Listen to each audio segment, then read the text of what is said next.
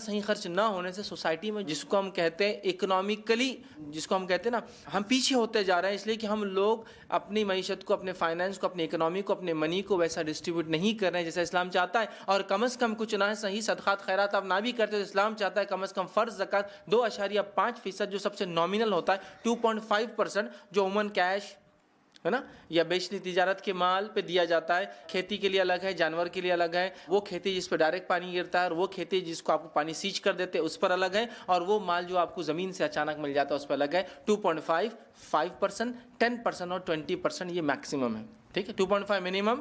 ٹھیک ہے، کھیتی کے اوپر 5%، وہ کھیتی اس پہ خود بارش برتی 10%، اور اس کے بعد زمین سے کچھ مل جائے خزانہ تو اس پہ 20%. تو بہرحال اسلام نے 2.5% سے لے کر 20% کے بیچ میں پورا بتا دیا کب کیسے دینا ہے. عموماً ہم لوگ شہر میں رہنے والے لوگ یہ 2.5% کے بیچ میں ہی آتے ہیں. اگر کسی کے جانور ہو تو اس کا مسئلہ الگ ہے، چونکہ ہوتے نہیں، اس لیے ہم اس میں تفصیلات میں بہرحال جائیں گے بھی نہیں. چلیے آگے ہم بڑھتے ہیں.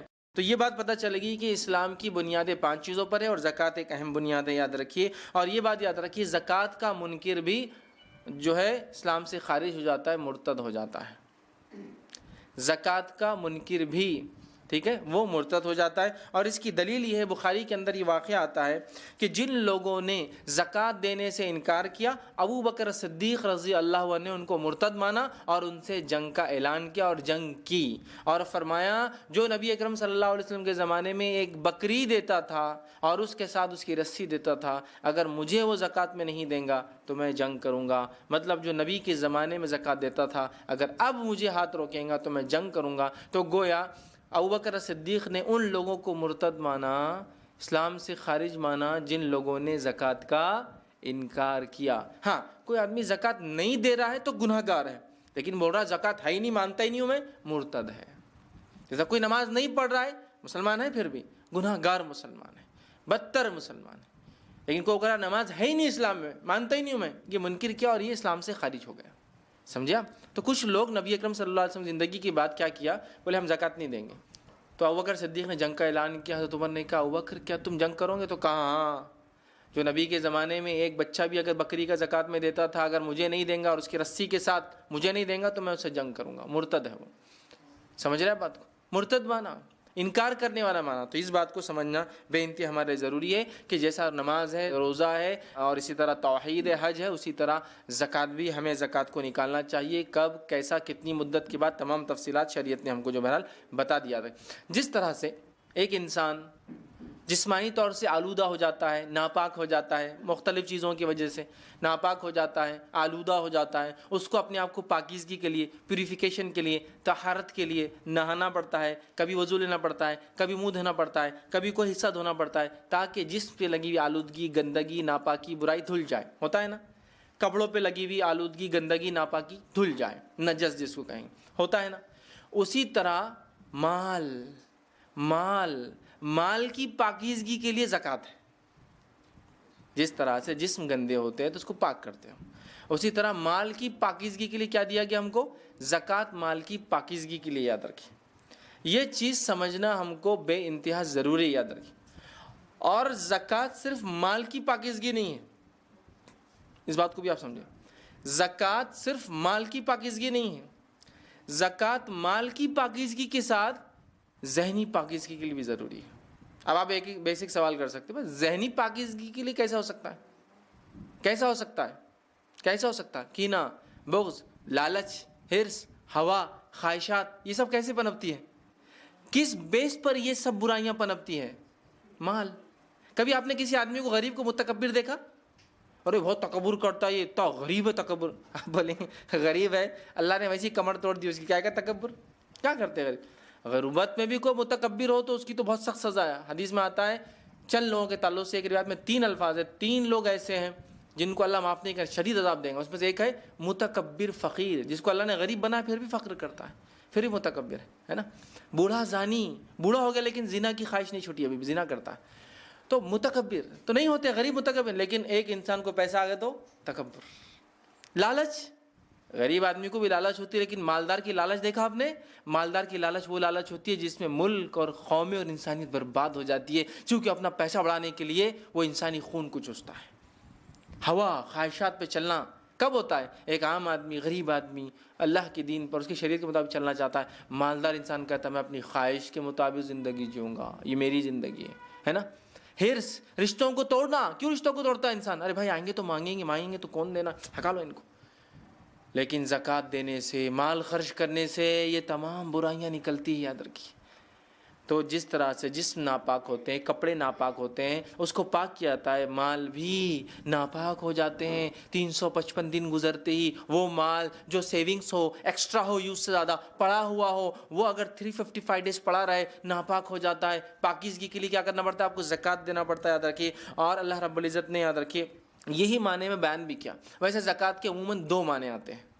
زکوٰۃ کا ایک معنی ہوتا ہے پاک کرنا، اور زکوٰۃ کا ایک معنی ہوتا ہے اضافہ کرنا، بڑھانا.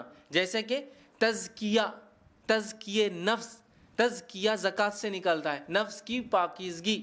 تو زکوٰۃ کا ایک معنی پاک کرنا. لیکن ایک بات یاد رکھیے، جو مال نکل رہا ہے وہ نکلنے والا مال ناپاک نہیں ہوتا. یہ غلط فہمی مت رہی. بہت سے لوگ بولتے ہیں ارے زکوٰۃ کا مال ہے غلیظ مال. نہیں، آپ کے لیے خراب ہے وہ، اس لیے کہ آپ کے پاس وہ واجب ہو چکا ہے دینا. جس کو دیا جا رہا ہے اس کے لیے ناپاک نہیں ہے. لوگ بولتے ہیں نا مال کا میل کھا کے یہ لوگ جیے، مطلب زکوٰۃ کھا کے. نہیں بول سکتے آپ، اس لیے کہ آپ کے لیے وہ میل اور کچھ چلتا، اس کے لیے نہیں. تزکیہ پاک کرتا ہے. اور زکوٰۃ کا ایک معنی ہوتا ہے بڑھانا، اضافہ کرنا. سبحان اللہ. مال خرچ کرتے ہیں، زکوٰۃ دیتے ہیں، مال پاک ہوتا ہے اور مال بڑھتا ہے. سنیے اللہ رب العزت کیا فرماتا ہے سورہ انفال سورہ نمبر 8 اور آیت نمبر اللہ رب العزت 34 میں 34 میں فرماتا ہے، کہتا ہے وَمَا آتَيْتُم مِّن زَكَاةٍ تُرِيدُونَ وَجْهَ اللَّهِ فَأُولَٰئِكَ هُمُ الْمُضْعِفُونَ. اللہ فرماتا ہے، کہتا ہے اور جو زکوٰۃ تم اللہ کی راہ میں خوشنودی کے ساتھ، اللہ کی خوشنودی حاصل کرنے کے لیے دیتے ہو، ادا کرتے ہو، اسے دینے والا دراصل اپنے مال میں اضافہ کرتا ہے. زکوٰۃ کا ایک معنی پاک کرنا، صاف کرنا. دوسرا معنی بڑھانا، اضافہ کرنا. کتنی سبحان اللہ اچھی بات ہے. مال دو، زکوٰۃ دو، مال صاف، مال زیادہ. اب ہم سوچتے ہیں دینے سے تو چیز کم ہوتی ہے نا. حساب کے اعتبار سے 100 روپے تھے، زکوٰۃ دی 2.5%، تو کتنے ہو گئے اب؟ 97.5، 97.5 بچے. کم ہو گئے یار. پھر اللہ تو بڑا دیتا ہے. ہاں، اللہ کیسے بڑھاتا ہے ہم نہیں جانتے. ہو سکتا ہے آج 100 کی دی، اگلے سال 200 کی دوں گے، یا ہو سکتا ہے اگلے سال بھی اگر 100 کی دوں گے تو وہ 97 جو بچیں گے نا ایسے بابرکت ہوں گے، ایسے بابرکت ہوں گے، ایسے بابرکت ہوں گے کہ ہو سکتا ہے اتنے 97 میں لوگ کچھ بھی نہیں کر پاتے اور آپ سب کچھ کر پائیں. مال میں ہمیشہ زیادتی پہ غور مت کیجئے، مال میں برکت پہ بھی غور کرنا. برکت بہت اہم چیز ہے. ٹھیک ہے. تو زکوٰۃ کے معنی پاک کرنا اور بڑھانا. اور اللہ رب العزت نے اس معنی کو بیان بھی کیا، جو تم اللہ کی رضا کے لیے جو زکوٰۃ دیتے ہو نا، اس کی خاطر جو دیتے ہو نا، اس سے تمہارا مال بڑھتا ہے. یاد رکھیے. تو جب اللہ کی راہ میں خرچ کرتے ہیں تو یاد رکھیے اللہ تعالیٰ وعدہ ہے کہ اس چیز کو وہ بڑھاتا ہے، ہمارے مال کو پاک کرتا ہے اور بڑھاتا ہے. ویسے میرا ابھی عنوان عام خرچ پر نہیں، یاد رکھیے اللہ کی راہ میں خرچ، اس پہ میں نے ماشاءاللہ کئی عنوان دے چکا ہوں. یہ زکوٰۃ خاص ہے، یہ اس آدمی پر ہوتی ہے جو صاحب نصاب ہو، مطلب مال کے سرٹن لیول تک پہنچتا ہو اور اتنی سیونگ کر پاتا ہو جو سیونگ پر اسلام کہتا ہے کہ 2.5% آپ کو نکالنا ہوگا. یاد رکھیے. ٹھیک. اب یاد رکھیے زکوٰۃ کوئی ٹیکس نہیں. یاد رکھیے یہ ٹیکس نہیں، یہ اللہ کی رضا حاصل کرنے کے لیے ایک مالی عبادت ہے. ٹیکس میں تو ہم جانتے ہیں کیا کچھ نہیں کرتے ہم بچانے کے لیے، چرانے کے لیے، چھپانے کے لیے. زکوٰۃ ٹیکس نہیں ہے. زکوٰۃ ایک مالی عبادت ہے. جیسا نماز ایک جسمانی ہے نا، آپ فزیکل باڈی کو یوز کرتے ہیں، زکوٰۃ ہمارے محنت اور مشقت سے کمائے گئے حلال مال پر جو ہم نکالتے ہیں تاکہ اللہ رب العزت کی رضا حاصل کرے، یہ عبادت ہے. تو زکوٰۃ ایک مالی عبادت ہے. اس کو ٹیکس سمجھ کے بوجھ مت سمجھیے. خوش ہوئیے کہ اللہ نے پچھلے سال مجھ سے زکوٰۃ لی، میں نے دیا، اللہ کرے کہ یہ سال بھی دوں، اور اللہ کرے کہ سال ہر سال میری زکوٰۃ بڑھتی جائے، میں لوگوں کو دیتا جاؤں. اب اس میں آپ کو یہ دعا کی ضرورت نہیں اللہ میرے مال کو بڑھا دے تو میں زکوٰۃ زیادہ دوں گا. ضرورت ہی نہیں. آپ زکوٰۃ زیادہ دینے کا پلان کریں، اللہ مال بڑھائیں گے نا، نیچرل ہے. یا اللہ یہ عبادت ہے. عبادت جیسا حج ایک عبادت ہے. خواہش کرتے نا ہم میں سے بہت سے لوگ، یا اللہ اگر تو موقع دے، پیسہ دے، دولت دے تو میں بھی کیا کروں گا، تیرے گھر کی زیارت کروں، طواف کروں، حج کروں جو فریضہ ہے، یا کم از کم عمرہ کروں. تو ویسا ہی جس کے پاس مال نہیں بھی ہے نا تو یہ خواہش کرتے رہنا چاہیے. میں تو کہوں گا یا اللہ ایسی حالت لا کہ میں یہ عبادت بھی تیری کروں. صدقات تو دے ہی رہا ہوں، زکوٰۃ بھی دو. زکوٰۃ تو ایک سرٹن لیول کی بات ہے نا، صدقات تو سب دے سکتے ہیں، یاد رکھیے، اس میں تو کوئی مسئلہ ہی نہیں، غریب سے غریب آدمی صدقہ دے سکتا ہے، زکوٰۃ مال کے اعتبار سے یاد ہے، ٹھیک ہے. تو یہ ٹیکس نہیں ہے، خوشی کے ساتھ اس عبادت کو ہم کریں، یاد رکھیے. اور مال جو ہے جب ہم زکوٰۃ دیتے ہیں یہ مال جو ہے بابرکت ہو جاتا ہے، یاد رکھیے. اور جس طرح سے پانی ہوتا ہے اگر وہ کسی پونڈ، کسی ہاؤس میں، کسی گڑھے میں اگر رکا ہوا ہو، اس میں سے اگر پانی نکالا نہ جاتا ہو، یا کوئی کنواں ہو یا کوئی جس کو کہ نہر ہو، اگر اس میں سے پانی نکالا نہ جاتا ہو کنٹینیوسلی، تو کیا ہوتا ہے؟ پانی میں گنجال آنا شروع ہو جاتا ہے. اس کے بعد اس پہ ایک تہہ جم جاتی ہے، اس کے بعد پانی میں اسمیل آنا شروع ہو جاتی ہے، اس کے بعد پانی نہ پینے لائق بچتا ہے نہ استعمال کے لائق، گندا ہو جاتا ہے. بس مال خرچ کرنے کا معاملہ بھی ایسی ہے. اور جس نہر سے پانی کنٹینیوس نکلتا ہی رہتا ہے، صدیوں نکلتا ہے، اور جو نہر کو ہم بند کر دیں، اسٹاک کر کے رکھو، اپنے کام آئیں گا، پانی بھی سڑ جاتا ہے اور رہنا بھی بند ہو جاتا ہے. جن کے کھیت میں کنویں ہوں گے ان کو یہ بات میری اچھے سے سمجھیں گے. جس جانور کے تھن کو آپ دھوتے ہیں تو دودھ نکلتے رہتا جتنے دن تک چاہو، جب دھونا بند کر دو دودھ خراب، یا تو جانور بیمار ہو جاتا ہے یا دودھ بند ہو جاتا ہے. تو پانی کا ویسا ہے، مال بھی ایسی ہے. ہم کیا سوچتے ہیں دیں گے تو کم ہو جائیں گا، ارے دیں گے تو ہی بڑھیں گا. یہ مال کا رول ہے، یاد رکھیے، دو تو بڑھتا ہے. اب وہ کیسے کیا؟ میں نے اللہ کے راہ میں خرچ کی اہمیت، انفاق فی سبیل اللہ میرا عنوان ہے، آپ دیکھیے کیسا اللہ بڑھاتا، بے تحاشا اللہ تعالیٰ بڑھاتا. اور اللہ کو کیا مسئلہ ہے، کیا ناممکن اللہ تعالیٰ کے لیے؟ ساری کائنات کا جو مالک ہے اس کے لیے کوئی ناممکن نہیں، یاد رکھیے. بس بندہ جو ہے کوتا ہوتا ہے. تو زکوٰۃ بھی ویسی ہے، اپنے پیسوں کو روکیے مت. پانی خراب ہو جاتا ہے، جیسے اسٹیگننٹ واٹر، رکا ہوا پانی سڑ جاتا ہے، نکلنے نہیں، اور نکلتے رہا تو صاف رہتا ہے. بس ویسے ہی ہے، مال کو روک کے مت رکھیے، نکالتے رہیے، زکوٰۃ دیجیے، صدقات دیجیے، خیرات کیجیے، یاد رکھیے. اور جس مال کی زکوٰۃ نہیں دی جاتی، کیونکہ زکوٰۃ کی اہمیت میرا عنوان نہیں ہے، مستحق کون ہے، کس کو دی جائے، ٹھیک. تو جس طرح سے پانی سڑ جاتا ہے، اور جو لوگ اپنی زکوٰۃ کو نہیں دیتے اور مر جائیں گے، تو روایتوں میں آتا ہے، بخاری کی حدیث ہے، کہ ایسے شخص کے گلے میں ایک گنجا سانپ ڈال دیا جائے گا.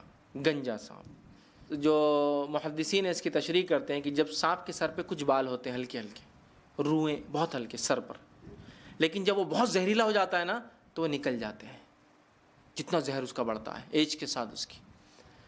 تو ویسا گنجا سانپ جس کے زہر سے اس کے بال جسم کے نکل چکے ہوں گے، وہ لپٹ جاتا ہے اور وہ اس کے ہونٹوں کو پکڑتا ہے، حدیث میں آتا ہے، مطلب گلے میں لپٹ جا، ہونٹوں کو پکڑتا ہے اور پکڑ کے ڈستا ہے اور کہتا ہے انا کنزک انا مالک، میں تیرا خزانہ ہوں، میں تیرا مال ہوں. اور کنز اس خزانے کو کہتے ہیں جس کی زکوٰۃ نہیں دی جاتی. انا کنزک انا مالک، میں تیرا خزانہ ہوں، میں تیرا مال ہوں، جس کی تو زکوٰۃ نہیں دیا کرتا تھا. اسی طرح حدیث کے اندر آتا ہے کہ جو لوگ سونے اور چاندیوں کو جمع کرتے، اللہ کے راہ میں خرچ نہیں کرتے، اور قرآنی آیت بھی، اللہ تعالیٰ اس سونے اور چاندی کو پگھلا کر ان کے پہلوؤں پر اور پیشانیوں پر داغیں گا. اور حدیث کے اندر آتا ہے وہ جانور جن کی زکوٰۃ نہیں دی جاتی ہے، وہ جانور خوب ہٹے کٹے ہو کر آئیں گے، اور جن کے جانور تھے ان کو زمین پر لٹا دیا جائے گا، اور یہ جانور ان کے پیٹوں پر سے رونتے ہوئے بھاگیں گے. اور کبھی آپ نے محسوس کیا کسی بکری کا کھور بھی اگر آپ کے پیر پہ پڑ جائے نا، ایسی جان نکلنے والی تکلیف ہوتی، وہ کھور ایک تو سخت اور پورا ویٹ اس پہ آ جاتا اتنے پیر پہ، بہت تکلیف ہوتی. اب آپ سوچیں ایک بیل کا پیر، ایک اونٹ کا پیر، اونٹ تو ٹنوں میں چلا جاتا ویٹ، بیل بھی کم از کم ایک ٹن سے اوپر چلا جاتا. وہ جانور جو ہے وزن مطلب پورے ویٹ کے ساتھ بھاگیں گے. کس پہ سے بھاگیں گے؟ اس آدمی کے اوپر سے بھاگیں گے جو آدمی زکوٰۃ نہیں دیتا تھا ان جانوروں کی، ٹھیک ہے. تو بہرحال زکوٰۃ نہ دینے کے بہت بہت بہت زیادہ نقصانات ہیں. ہمیں چاہیے کہ اپنی مالوں کی زکوٰۃ حساب کر کے